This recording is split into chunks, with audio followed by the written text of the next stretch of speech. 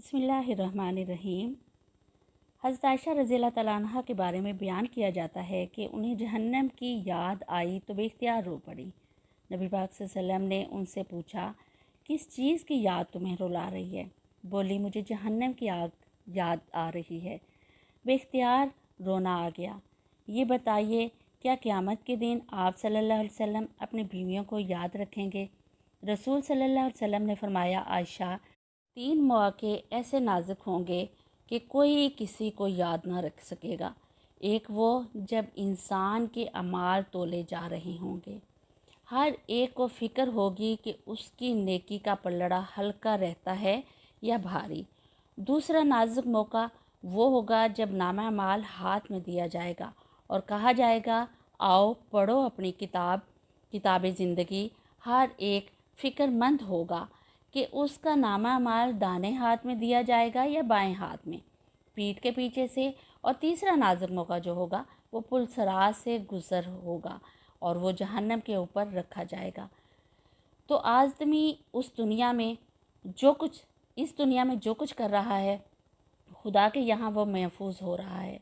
और एक दिन आदमी का सारा किया धरा जो है उसके सामने आ जाएगा।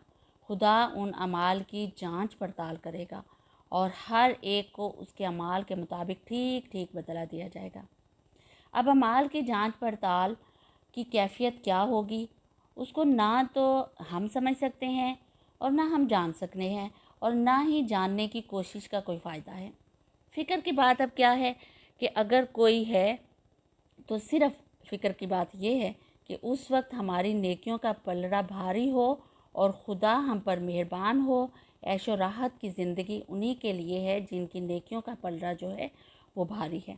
जिस तरह कुरान पाक में भी कहा गया है, फ़अम्मा मन साकुलत मवाज़ीनुहु फ़हुवा फ़ी ईशतिन रादिया।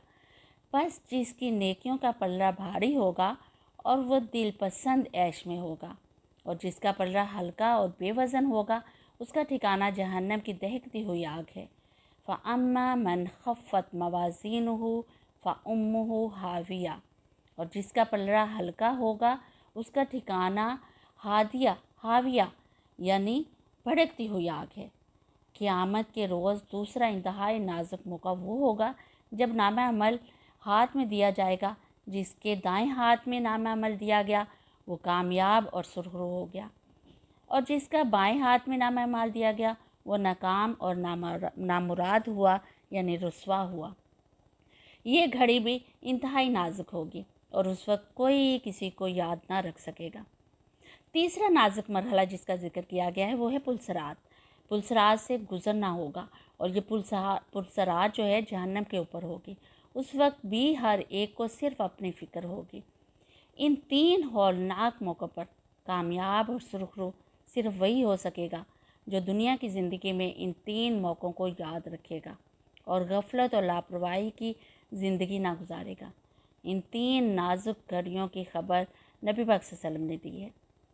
अगर किसी खबर में ज़रा भी कोई तब्दीली है तो अपने ईमान की फ़िक्र करे, और अगर यकीन है कि सोचे कि उम्मत की माँ तो नारे जहन्नम की याद से बेख्तियार रो पड़ती थी।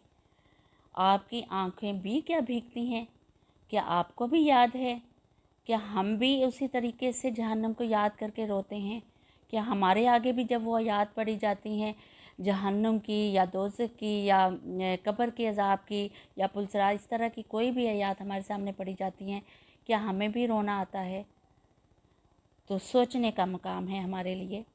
तो लिहाजा अपनी ज़िंदगी को इसी दुनिया में बेहतरीन तरीके से गुजारें, और फिर जब इंशाल्लाह हम आखिरत को याद रखते हुए और इन चीज़ों को याद रखते हुए पुलसरात को और अपने नामा माल को कि नामा माल हमें दाएं हाथ में मिलेगा, तो इसको याद रखते हुए अगर हम ज़िंदगी गुजारेंगे तो इंशाल्लाह ताला वो ज़िंदगी हमारी बेहतरीन होगी।